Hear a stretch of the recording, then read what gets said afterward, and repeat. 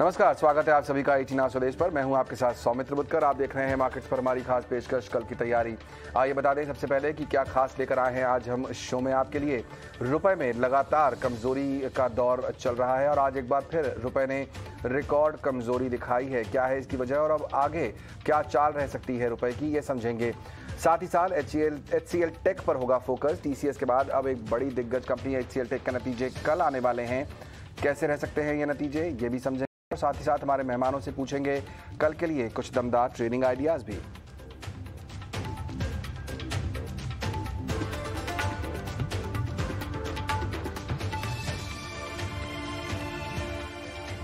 तो शुरुआत करते हैं बुलेटिन की बाजार की चर्चा से। हफ्ते के पहले दिन हमने देखा कि बैंकिंग शेयरों के दम पर बाजार में रिकवरी देखने को मिली। निफ्टी दिन के निचले स्तरों से करीब 100 अंक चढ़कर 16,200 के पार बंद हुआ है। हालांकि निफ्टी और सेंसेक्स दोनों ही मामूली गिरावट के साथ बंद हुए, लेकिन बैंक निफ्टी में हमने देखा करीब 350 अंकों का उछाल देखने को मिला। ऑटो और फार्मा शेयरों में तेजी रही, लेकिन IT पर दबाव था। TCS आज निफ्टी का टॉप लूजर रहा। यहां पर खराब नतीजों के बाद दबाव धीरे धीरे बढ़ता हुआ दिखाई दे रहा है। इसके अलावा भारतीय एयरटेल भी फोकस में था, जहां पर अडानी ग्रुप के 5G स्पेस में उतरने की खबर की वजह से इस स्टॉक में हमने देखा आज कुछ नर्वसनेस। निफ्टी का टॉप लूजर देखने को मिला। बैंकिंग स्पेस में आज खरीदारी अच्छी खासी थी। सभी बड़े बैंकों में तेजी देखने को मिली और इसी वजह से बैंक निफ्टी 1% ऊपर जाकर बंद होने में कामयाब आज रहा। लेकिन क्या ये जो रिकवरी हमने देखी है ये कल के ट्रेडिंग सेशन में भी जारी रह पाएगी, ये समझेंगे अपने मेहमानों से हम। मेरे साथ दो खास मेहमान जुड़ रहे हैं, शर्मिला जोशी और किरण जानी। आप दोनों का बहुत बहुत स्वागत। किरण, आपसे करूंगा शुरुआत। 16,200 के ऊपर का क्लोजिंग, क्या मायने निकलने चाहिए इसके, और क्या लगता है जो रिकवरी हमने आज देखी वो कल भी जारी रह सकती है? ओवरऑल अगर आप मार्केट की बात करें तो मार्केट एक बहुत ही अच्छे जंक्चर पे है एज अ बुलिश साइन। अगर हम देखें तो प्रीवियसली हमने देखा था कि 16,200 16,250 का एक स्टीफ सपोर्ट था, उसके नीचे मार्केट ट्रेड कर रहा था। फिर हमने 15,180 तक के लेवल देखे।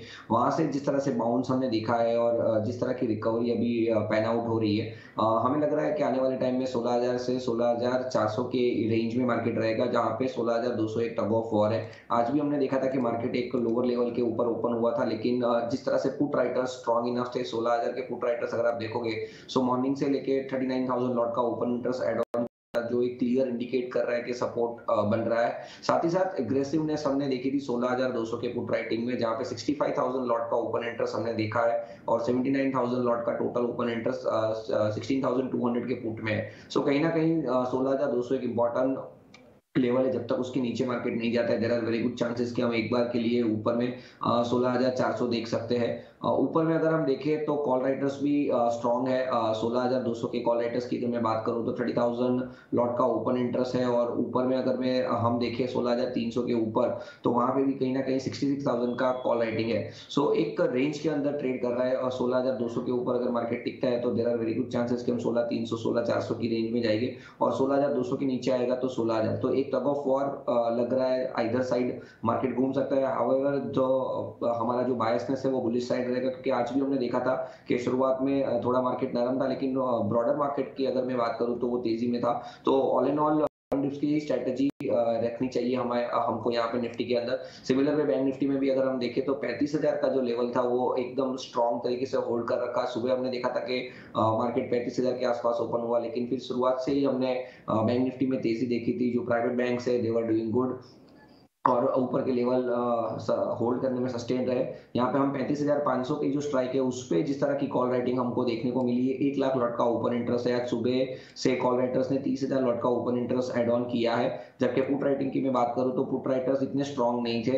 39,000 लॉट का total open interest add on करके 46,000 लॉट पे है। सो कल हमें देखना पड़ेगा कि अगर 35,500 के ऊपर बैंक निफ्टी नहीं निकलती है then there are very good chances कि हम थोड़ा सा पुल बैक देखें, जहां पे वापस हम 35,100 35,000 के लेवल देख सकते हैं। सो निफ्टी में इतना हमको कॉशियस नहीं है, लेकिन बैंक निफ्टी में डेफिनेटली हमें कॉशियस रहना है। जब तक 35,500 के ऊपर नहीं जाती है तब तक फ्रेश लॉन्ग मत कीजिए। यहाँ पे एक बार प्रॉफिट बुक कीजिए and wait for the dip of 35,000 35,100। तो बैंक निफ्टी में ज़्यादा कॉशियस रहने की ज़रूरत है। 35,500 के ऊपर निकले तब पोजीशन ली जा सकती है। लेकिन निफ्टी की अगर बात करें तो 16,000 से 16,400 ये एक ऐसी रेंज दिख रही है। अगर यहाँ से कुछ गिरावट आई तो शायद 16,000 का लेवल भी देखने को मिल सकता है। लेकिन जिस रिबाउंड के साथ फिलहाल हम चल रहे हैं, ये संभावना है कि हम 16,300 और 16,400 तक के लेवल देख सकते हैं। शर्मिला, अगर हम थोड़ा ब्रॉडर बात करें, जो बड़े इकोनॉमिक पॉइंट्स हैं उनकी बात करें, तो कल यहाँ पर महंगाई का डेटा भी आने वाला है। कितना इंपॉर्टेंट अब ये रह गया है बाजार के लिए? क्योंकि जितने एक्सपर्ट से हम बात कर रहे हैं, निकल के ये आ रहा है कि शायद महंगाई अभी जस की तस रहेगी। इनफैक्ट जो आरबीआई के गवर्नर साहब हैं, उन्होंने भी कहा कि अक्टूबर तक जाकर शायद हमें कुछ कमी देखने को मिले। बाजार कैसे रीड करेगा इन आंकड़ों को? बिल्कुल, आई थिंक मार्केट इस चीज को ऑलरेडी डिस्काउंट कर रहा है, क्योंकि ये लंबे समय से बात हो रही है कि 2-3 महीने और इसी तरह इन्फ्लेशन रहेगा, उसके बाद ही चीजें सुधरना चालू होगी। I think one more important event this week is of course जो फेड की बैठक होगी, और वहां से भी हमें संकेत मिलेंगे। सो यस, जैसे कि आपने कहा, ये एक उस लिहाज से क्रूशियल वीक बन जाता है, बिकॉज अगर आज का मार्केट भी आप देखें तो फ्रंटलाइन सेंसेक्स निफ्टी फ्लैटिश थे, लेकिन मिड कैप में अच्छा मोमेंटम था। तो market seems to be on a hopeful sort of momentum note. लेकिन क्या हम इसको वेदर इस चीज को हम सस्टेन कर पाएंगे, यहाँ से आगे बढ़ पाएंगे, ये आई थिंक अगले 2-3 दिन ही हमें बताएंगे। करेक्ट, अगले 2-3 दिन भी इंपॉर्टेंट है और इसीलिए उस पर भी फोकस करना चाहिए। चलिए स्टॉक बाय स्टॉक एक बार बात करना शुरू करते हैं, और सबसे पहले बात मैं शर्मिला आपसे करूंगा टीसीएस की। आज जब नतीजे आए ओवर द वीकेंड, उसके बाद आज बाजार ने जब समझा तो बहुत ज़्यादा पसंद नहीं किया। हमने देखा कि स्टॉक जो है वो निफ्टी के टॉप लूजर्स में शामिल था। क्या इतने खराब नतीजे आपको भी लगे यहाँ पर रहे? हालांकि मैनेजमेंट से जब हमने बात की आज, तो उन्होंने जो फ्यूचर है वो तो अच्छा ही बताया है। वो कह रहे हैं मार्जिन भी बेहतर होंगे, दिखाई देंगे। क्या करना चाहिए टीसीएस में फिलहाल? यस, आई थिंक नंबर्स मुझे भी काफी डिसअपॉइंटिंग ही लगे। इसकी 2 वजह है। एक तो ऑफ कोर्स मार्जिन पर प्रेशर एक्सपेक्टेड था, क्योंकि सभी जानते हैं कि रेट हाइक्स होंगे, और उसके साथ साथ उनके ट्रैवल बजट भी इस क्वार्टर में ज्यादा रहे होंगे as compare to last year, क्योंकि जैसे जैसे चीज इकोनॉमी ओपन अप हो रही है, ट्रैवल इज हैपनिंग, डेफिनेटली इनके ट्रैवल बजट पर उसका असर देखने मिलेगा। और ये भी सभी जानते हैं कि दिस इज वन सेक्टर जहां पर नौकरियां बहुत अच्छी सबको मिल रही है, and they are getting wage hikes etcetera, तो उसका भी असर होगा। But I think over and above that margin weak आए, तो market was disappointed by that. और मेरे हिसाब से ना 2 चीजें क्रिटिकल हो जाती है आगे चलकर आईटी कंपनीज को ट्रैक करने में, बिकॉज इन्फ्लेशन के जो कंसर्न्स है और जिस वजह से आईटी करेक्ट वो यही है कि लोगों को लगता है कि इट्स अ ब्रॉड परसेप्शन कि अगर US economy is on this sort of recessionary mode, तो इन जो दिग्गज आईटी कंपनीज है, इनके ऑर्डर्स पर इम्पैक्ट पड़ेगा, इनके मार्जिन पर इम्पैक्ट पड़ेगा। तो वो कंसर्न आई थिंक कहीं ना कहीं मार्केट को नजर आया उनके इस क्वार्टर के मार्जिन में, और जो डील विंस वगैरह की बात हुई उसमें। And I think the second negative for me was of course attrition, जिस रेट से वो बढ़ा है ओवर लास्ट क्वार्टर, और जो वहां पर भी जो जिस तरह से कमेंट्री आई कि यहाँ से किसी तरह शायद रह सकता है attrition। तो ये बात तो समझ में आती है कि I think we heard both from Infosys and TCS last quarter की बहुत सारे कदम उठाए जा रहे हैं जिससे attrition कंट्रोल में रहे, but that doesn't seem to be happening as of now. तो नेट आई थिंक थोड़ा डिसअपॉइंटिंग क्वार्टर ही मानना चाहिए टीसीएस के लिए। एंड यस, आई थिंक इस तरह का सेल ऑफ देखा, that was sort of more or less unexpected line. Okay, attrition तो यहाँ करीब 20% के आसपास पहुंचता दिखाई दे रहा है। बिल्कुल किरण, अगर चार्ट पर देखें तो कैसा लग रहा है टीसीएस का चार्ट? आपको लगता है और गिरावट बाकी है?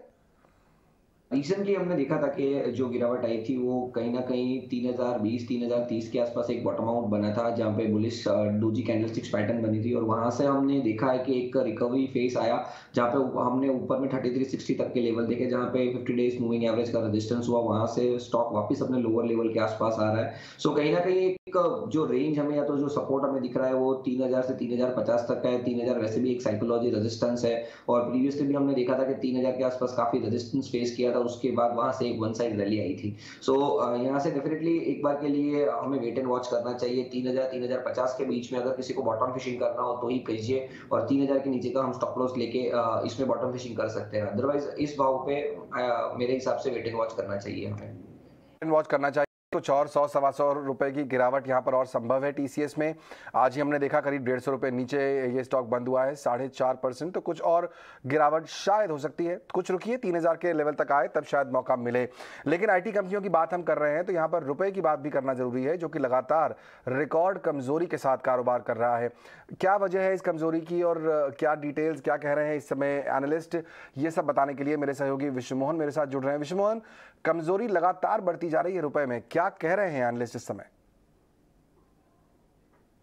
देखिए, आज 79 रुपये 45 पैसे के स्तर को भी डॉलर के मुकाबले रुपया पार करेगा और जिस तरह से डॉलर इंडेक्स 107.35 के स्तर के आसपास पहुंच चुका है, लगातार कमजोरी बनी हुई है और डॉलर की सेफ हेवन डिमांड इतनी ज़्यादा है क्योंकि ग्लोबल ग्रोथ को लेकर चिंता है, यूरोप की एनर्जी क्राइसिस को लेकर चिंता है, चाइना के ग्रोथ आउटलुक को लेकर चिंता है। तो तमाम ऐसे फैक्टर्स हैं जो करेंसी को सपोर्ट दे रहे हैं, डॉलर को सपोर्ट दे रहे हैं और उसका यहाँ पर बाकी करेंसी को भुगतना हो रहा है और इसलिए रुपया भी कमज़ोर हो रहा है। करेंट अकाउंट डेफिसिट को लेकर डोमेस्टिक लेवल पर चिंता लगातार बनी हुई है। जिस तरह से ऊंचे एनर्जी प्राइसेस की वजह से इंडिया को नुकसान हो रहा है, तो तमाम ऐसे फैक्टर जो रुपया कमज़ोर हो रहा है। इसके अलावा एफआईआईज की लगातार इंडियन इक्विटी मार्केट में बिकवाली चल रही है, इस वजह से भी यहाँ पर दबाव है। हालांकि रुपये को मजबूती देने के लिए आरबीआई की तरफ से कई कोशिशें भी की जा रही है, लेकिन उससे भी बहुत ज़्यादा सपोर्ट नहीं मिल रहा है। अब देखते हैं कि आने वाले समय में क्या होता है, लेकिन एक्सपर्ट्स को यही लगता है कि नियर टर्म में 79 रुपये 50 पैसे के ऊपर भी रुपया जा सकता है।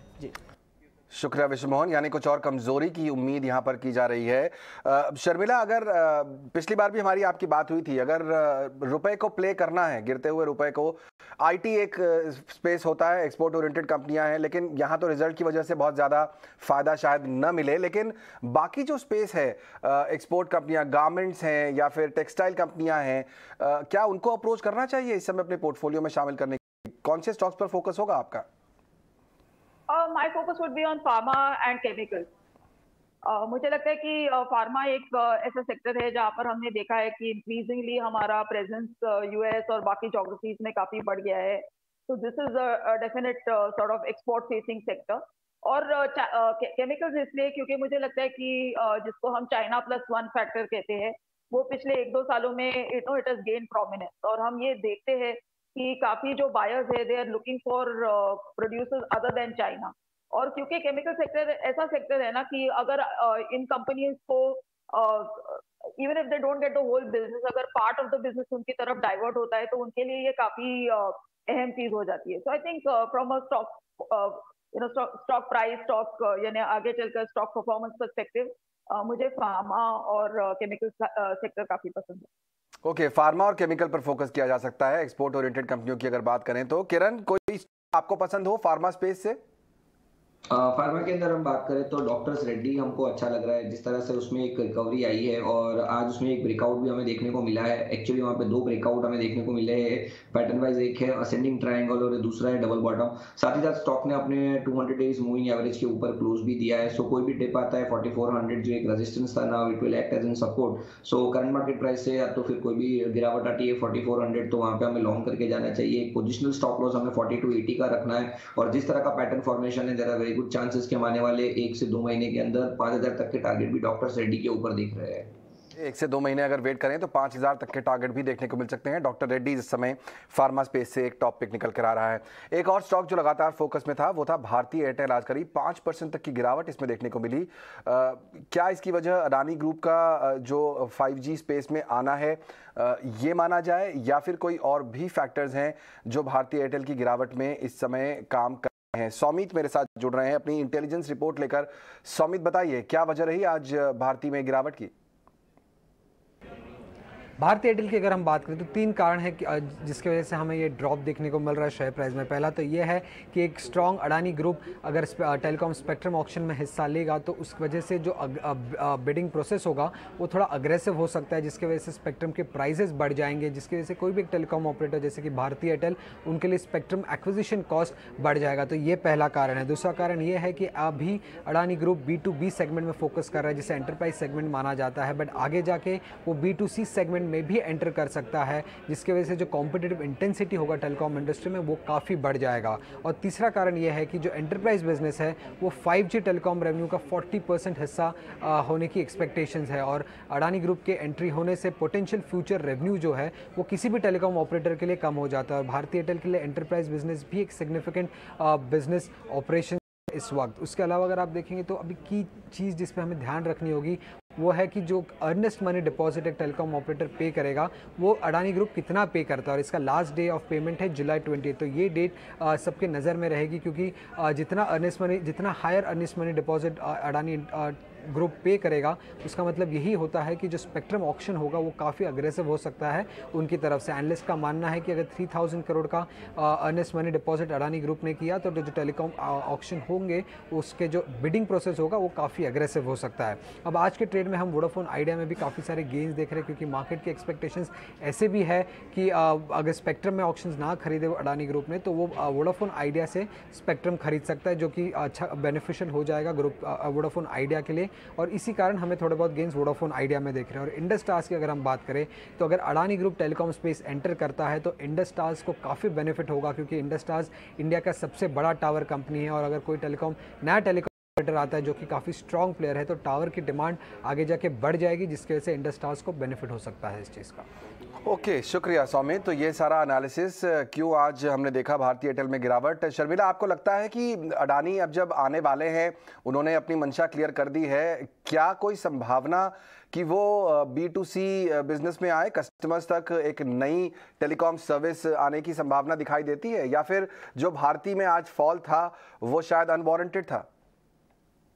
यस, आई थिंक कि चिंता करना, आई मीन मार्केट उसी तरह से ऑपरेट करता है, बट मेरे हिसाब से नहीं करेंगे एंट्री इतनी जल्दी, बिकॉज आई थिंक ये इतना आसान मार्केट है नहीं, और ऑलरेडी 3 बड़े प्लेयर है जिसमें मार्केट काफी डिवाइड हो चुका है, whether is Vodafone Idea, Airtel as well as Jio. Jio का एडवांटेज, दो जियो इज अ न्यू एंट्रेंट, हमें याद रखना चाहिए कि रिलायंस कम्युनिकेशन के पास CDMA टेक्नोलॉजी ऑलरेडी थी, तो they already had sort of data users they could tap into, और बाकी इंफ्रास्ट्रक्चर भी काफी एक जो business intelligence, business know how जो रहता है टेलीकॉम कंपनी चलाने का, that was already with them. So Adani will have to create that entire infrastructure, whether it is towers, whether it is a whole lot of things. तो ये नहीं हम कहेंगे कि it is impossible, लेकिन ये काफी capital sort of intensive business है, और इसमें खर्चा करते रहना पड़ेगा। इट इज नॉट कि आपने आज खर्चा किया और उसका लुत्फ उठाते रहेंगे। आपको हर 3-4 साल कुछ नया स्पेक्ट्रम खरीदना पड़ेगा, कुछ नए चीज में इन्वेस्ट करना पड़ेगा। So I think it is unlikely. I think let's wait and watch. Nothing is impossible. लेकिन मुझे नहीं लगता कि बहुत ज़्यादा I mean I'm not expecting them to enter into B2C. Okay, तो फिलहाल देखना होगा, वेट एंड वॉच, जैसा आप कह भी रही हैं कि इतना आसान बिजनेस नहीं है ये, और ये रिकरिंग खर्चा होता है इसमें। ऐसा नहीं कि आपने एक बार एक सेटअप कर लिया तो आपका जो है कंटिन्यूस चलता रहेगा। बहुत सारे फैक्टर्स जो आपने बताया बिल्कुल सही हैं, लेकिन अब स्टॉक में किया क्या जाए? भारती एयरटेल और वोडाफोन आइडिया, किरण किसको पिक करेंगे? वोडाफोन में हमने जोरदार तेजी आज देखी और भारती एयरटेल 5% नीचे, क्या करना चाहिए? सी ओवरऑल वोडाफोन एक पेन स्टॉक की तरह ट्रीट होता है, और जनरली हम देखें तो percentage wise stop loss target बहुत बड़े आते हैं और लोग इसको लॉटरी स्टॉक की तरह भी लेते हैं। तो हमारा prefer choice definitely Bharti Airtel रहेगा because of the fundamentals also. अब टेक्निकली अगर मैं बात करूँ भारती एयरटेल की, ये तो करंट प्राइस के ऊपर तो मैं अवॉइड करना ही बोलूंगा भारती एयरटेल को भी, क्योंकि जिस तरह का इसका डेली सेटअप है, एक inverted head and shoulder pattern का ब्रेकआउट आ रहा था, वहां से ये फेल हुआ है और अभी 20 दिन की एवरेज के नीचे भी ट्रेड कर रहा है। साथ ही साथ एक जो राइजिंग ट्रेंड लाइन थी उसको भी ब्रेक डाउन किया है भारती एयरटेल ने। सो आई वुड सजेस्ट कि थोड़ा वेट कीजिए। जो स्टॉक के अंदर अभी खराबी है या तो टेक्निकली जिस तरह से वीक लग रहा है, देयर आर चांसेस कि हम 620 640 तक के लेवल देखें। तो प्रीवियसली भी हमने देखा था कि 620 640 एक रेजिस्टेंस था, जैसे ही उसका क्लियरेंस आया हम 780 तक की एक रेंज ओपन होते हुए देखी थी। सो आई वुड सजेस्ट कि 620 640 का वेट कीजिए। अगर उस रेंज के अंदर स्टॉक आता है then we would go for the buy with the stop loss below 600।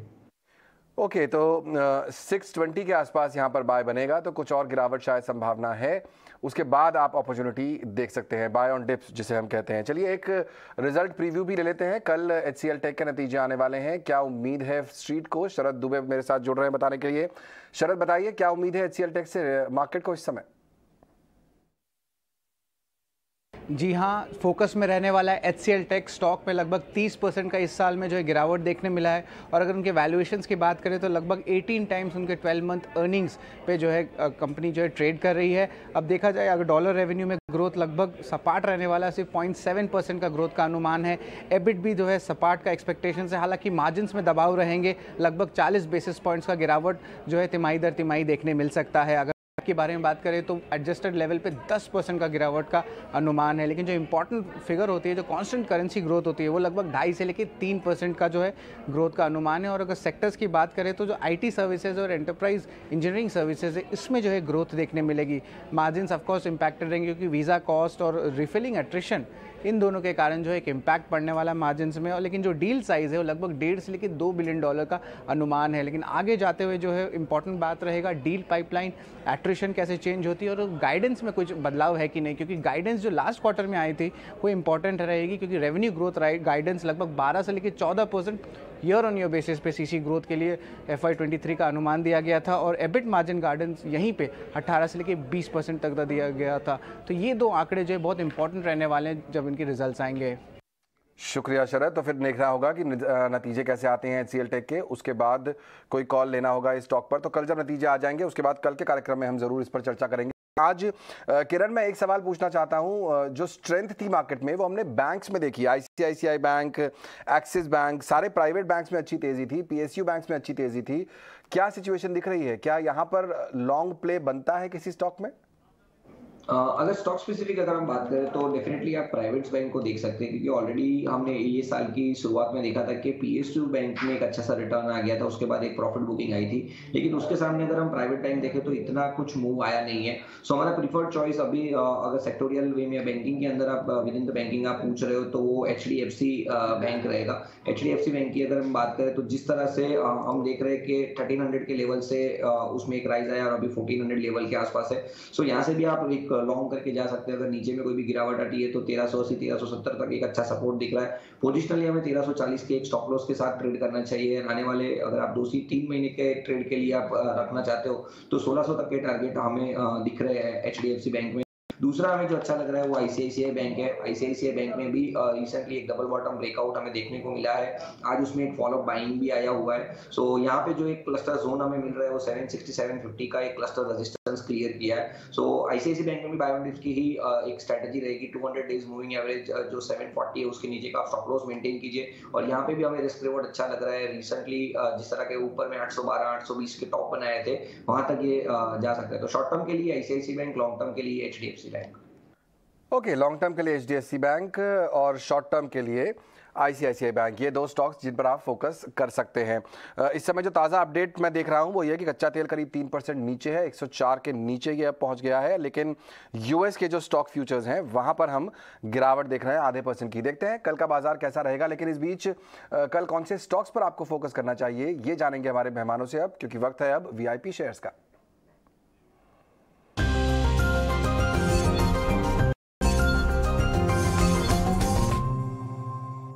Sharmila, आपसे शुरुआत करना चाहेंगे, बताइए कौन से स्टॉक्स पर फोकस रहेगा कल आपका? कल नॉट कल लेकिन एक लॉन्ग टर्म के लिए मेरी रिकमेंडेशन दीपक नाइट्राइट है। इनके नतीजे काफी अच्छे रहे। फिनोलिक्स में क्योंकि उनका यूटिलाइजेशन ऑलरेडी काफी हाई है, वहां से हम वॉल्यूम ग्रोथ नहीं एक्सपेक्ट कर सकते, लेकिन basic intermediates and finance speciality chemicals यहाँ पर अच्छी ग्रोथ है। उसके साथ साथ उनका एक केपेक्स भी चल रहा है, तो by FY23 they should be net cash positive. उसके साथ साथ एक उनका पावर प्लांट भी कमीशन हो गया है, so that will also be a saving. So I think जिस तरह से उनकी बिजनेस ग्रोथ है और जिस तरह से अनुमान है, ये stock it has given very good returns, लेकिन काफी करेक्ट भी हो चुका है। So now I think it's an attractive valuation. You can try to buy this on dips with a target of 2300। Okay 2300 तक के टारगेट के लिए दीपक नाइट्राइट आप फोकस में रख सकते हैं। नजरिया थोड़ा लंबा रखिएगा तो बेहतर रिटर्न्स मिलेंगे यहाँ पर। और केमिकल स्टॉक्स की बात यहाँ पर वैसे भी शर्मिला कर ही रही थी कि उनको पसंद आ रही है ये स्पेस। चलिए किरण, आपकी बारी, बताइए कौन से स्टॉक्स पर कल आपका फोकस रहेगा?